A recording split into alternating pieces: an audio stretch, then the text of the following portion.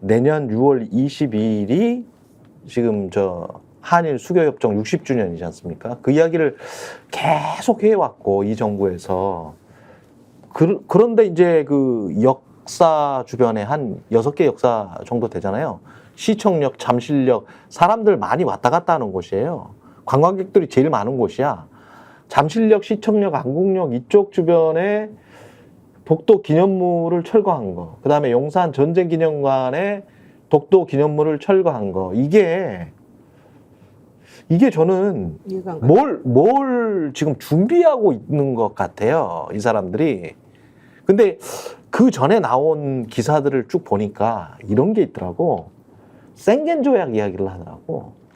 유럽처럼 한일 간에 무비자로 자유왕래하게 하자. 그리고 지하철 카드도 공동으로 쓰게 하자. 지하철 카드를 공동으로 못 쓸 이유가 없다. ICT가 둘 다 발전한 나라이기 때문에 뭐 이런 식으로 이제 누가 써놨어요. 어떤 교수가. 이른바 이제 자유를 주장하시는 분들이 뭘 지금 짜고 있나? 정부 내에서? 그거를 왜 우리나라하고 일본하고 둘만 하려고 그래요? 유럽 같은 경우는 지금 몇 개의 나라가 원래 사실은 이유 때문에 그런 건데 네. 생겐 조약이. 네. 그런데 일본이랑 뭐 이렇게 하는 게 뭐가 있어 지금 뭔가를 미리 약속을 해놨든지. 그러니까 봐봐요. 네. 생겐 조약은 유럽에서 이제 조약 가입 국가 간의 국경을 사실은 이제 거의 없애는 식으로 그렇죠. 서로 간에 그냥 자유롭게 왕래하고 물자도 서로 왔다 갔다 하게 하고 우리나라 사람도 90일 정도는 그냥 체류할 수 있습니다. 그렇게 한다는 거잖아요. 네. 근데 그렇게 해가지고 결론적으로는 하나의 유럽 뭐 이제 이런 식으로 크게 만들어서 뭘 해보겠다는 건데 네. 그 안에 들어있는 뭐 독일이나 이런 나라들은 전부 다 과거에 대한 반성을 뼈저리게 하고 다시는 안 그런다는 게 전제가 됐기 때문에 이게 가능한 얘기인데 우리나라 같은 경우에는 지금 일본이 그런 걸 하지 않고 계속 자기가 잘했다 그러고 우리가 계속 마치 자기네들의 속국인 양 아직도 행세하면서 이걸 하자는 거잖아요. 그럼 이 형태가 어떻게 되겠습니까? 이 생겐 조약의 형태와 같은 것으로 좀 된다 그러면 아니 그러니까 저는 새로운 방식의 식민이 되는 거예요. 아니 생겐 조약이나 뭐 이런 것들 때문에 일본 관광객들이 대거 올 수 있고 한일 수교 협정 60주년 기념에 어떤 꺼림칙해 지하철역에 그런 거 있으면 그래서 지금부터 이렇게 쭉 철거를 하는 건가? 말도 안 돼. 그런 생각이 좀 드는 거예요. 요즘에 보수 담론의 트렌드가 예. 그때 이제 이종찬 회장 말씀을 제가 인용하면서 말씀드린 게 있는데 전에 일본하고 전후에 일본 그리고 일본과의 경제적 관계, 그다음에 정치적 관계, 군사적 관계 이걸 다 뒤섞는 거예요. 요즘에 그렇죠. 담론의 트렌드가. 그래서 그렇죠. 조선일보 최근에 일면 기사나 이런 거 막 뭘 썼냐면은 제가 너무 어이가 없었는데 그런 얘기를 막 씁니다. 평소에 하는 얘기입니다.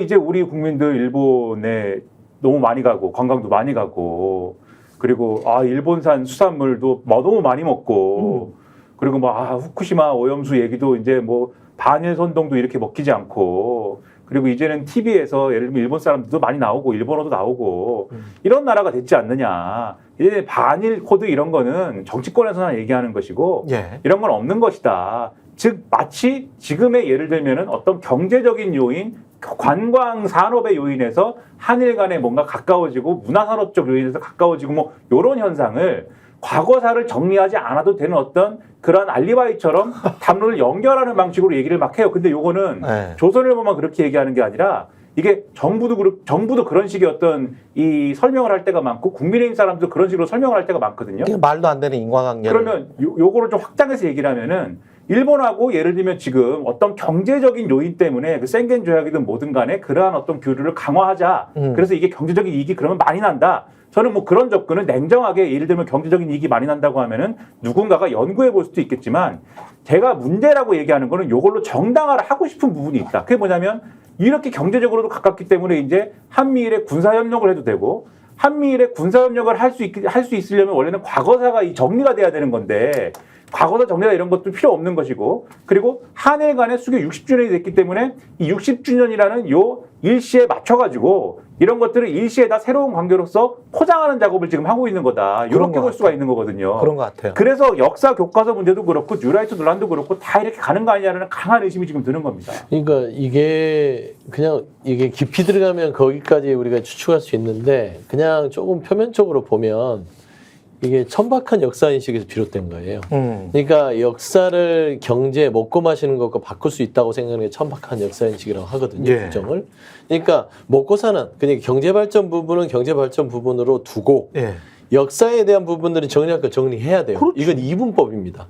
그런데 이 정부는 무슨 생각을 하냐면 역사에 대한 부분들을 정리하지 않고 이 역사를 무슨 어떤 말하는 거래의 대상으로 해서 경제적인 효과 있으면 엿을 말하자면 뭘 바꿔먹는 거죠. 그렇죠. 절대 해서는 안 되는 일이고 대한민국이 역사에 대해서는 지켜왔어요. 특히 한일에 관해서는 그러는데 저는 지금 현재 사안들을 보면 교과서 문제로 다시 돌아서 보면 이게 이명박 정부와 박근혜 정부에서 실패했던 부분의 두 가지를 멀티로 지금 시작하는 거예요.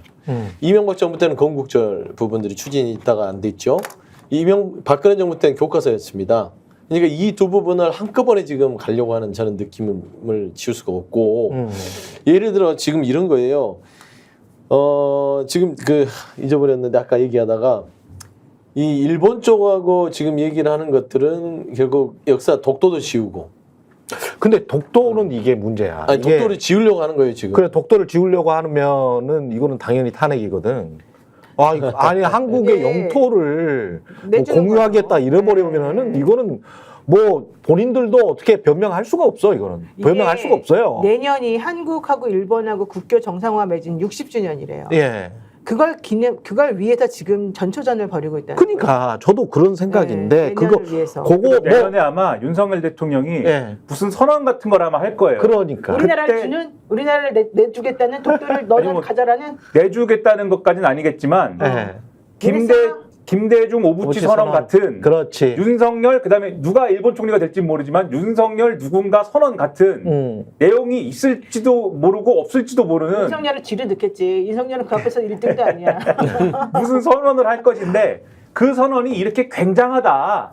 그리고 이게 새로운 어떤 관계이다라고 포장할 수 있는 그 선언의 내용 자체는 뭐 별 볼일 없거나 할지라도 아니면 굉장히 중요한 게 있을 수도 있고 굉장히 큰 걸 양보하는 게 있을 수도 있는데 이 모든 것들을 포장하는 여러 가지 장식물들을 지금 한가득 지금 채워놓고 있는 거예요. 주변에 지금. 그렇게 봐야 됩니다. 이 뉴라이트 역사관을 보면 그 식민지 근대화론이 근거가 되잖아요. 그게 뭐냐면은 일본이 우리를 이롭게 하는 집단이었다. 결과론적으로. 그리고 우리는 이 45년까지 어쩔 수 없는 국적이 일본이었다.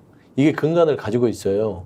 그러니까 이게 일본이 지금도 본인들의 뉴라이트를 주장하는 사람들은 모국이에요. 모국. 형제국. 왜냐하면 본인들은 일본의 국적을 가졌고 일본은 우리에게 고마운 나라이기 때문에 거기에 대해서 보온을 하는 것들이 우리한테는 숙제다라고 좀 과하게 해석할 수 있고 그런 마음이 없이는 이런 식으로 역사를 다 내팽겨치고 모든 걸 내주잖아요. 그래서 독도 부분도 지금 일본 교과서에 독도는 지네들 땅이라고 실리는 거에 있어서도 외교부에서는 그 한마디도 못하고 그러니까 지금 제가 가장 우려스러운 건 지금 독도 조형물 문제도 있고요. 교과서 문제도 있고요. 이런 것들이 조금 더 심화가 되고 많은 사람들이 이 교과서를 통해서 그럴 수도 있는 거 아니야라는 의심을 품는 순간 우리가 지켜야 될 역사가 사라질 수 있다. 저는 그 작업을 스물스물 해가고 있는 게 아닌가. 그러니까 일본에서는 기시다를 비롯해서 아베도 그랬고 끊임없이 독도의 영유권을 주장을 하고 있는데 이 정부 지금 스탠스는 독도에 관해서 말할 필요 없다. 이런 식으로 쭉 가잖아요. 그러면서 독도 기념물을 지하철이나 없애고. 기념관에서 없애버리니까 이걸 나중에 근데 이게 돌아갈 수가 없을 것 같아요. 이게 뭐 가역성 비가역성 얘기하지만 예, 불가역성으로 한번 이렇게 해놓고 나면은 돌아가기가 매우 어렵고 돌아갈 의사도 없을 가능성이 좀 높고요.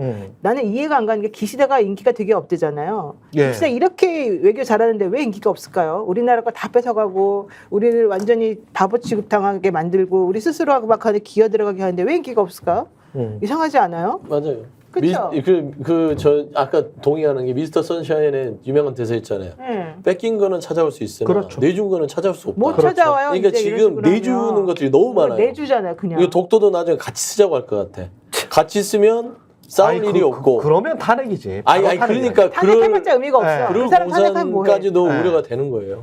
그걸 뭐 조약이나 뭐 이런 사이좋게 거에다 쓰자. 넣어버리면은 조약은 국회에서 동의해줘야 되니까 조약까지는 안 하겠죠. 자기네가 무슨 윤 대통령 선언, 뭐 독트린 이런 거 주장하겠지. 근데 문제는 대통령이 그런 낌새를 보일 때 국민들이 끌어내려야 되는 거예요. 그렇죠. 근데 지금 그거를 해야 되는지 말아야 되는지 이걸 헤매고 있는 거예요. 왜? 제대로 된 정보를 안 주니까. 사람들이 어떻게 해야 되는지 잘 알 수 없으니까. 맞아. 예. 독도도 같이 쓰고 다키시마도 같이 쓰자. 막 예. 이 정도의 안까지도 저는 현실화될 것 그러니까 이렇게 해가지고 우리가 도대체 무엇을 얻는 것인지 우리네 미래는 어떻게 될 것인지를 알려줬으면 좋겠어요. 그럼 난 내가 편파적이어서 그렇지. 지금 대통령이 하는 모든 걸 다 반대한다? 네. 좋아. 그럼 내가 편파적이지 않고 객관적인 뭔지 알려주면 우리가 뭐가 이득인지. 내가 수긍하면 나는 찬성하겠다. 이렇게 말할 수 있을 것 같아요. 우리 바로 여기인이 4명만 맞아요. 그럴듯해요. 그렇고 괜찮네요. 라고 생각할 수 있을 정도만 한번 설득 그렇지. 한번 해보세요. 예. 아무도 아무 말도 안 해주고 무조건 일본 밑에 들어가야 된다. 일본이 잘해줬다. 일본이 우리를 근대화시켰는데 왜 니네가 일본을 무시하느냐.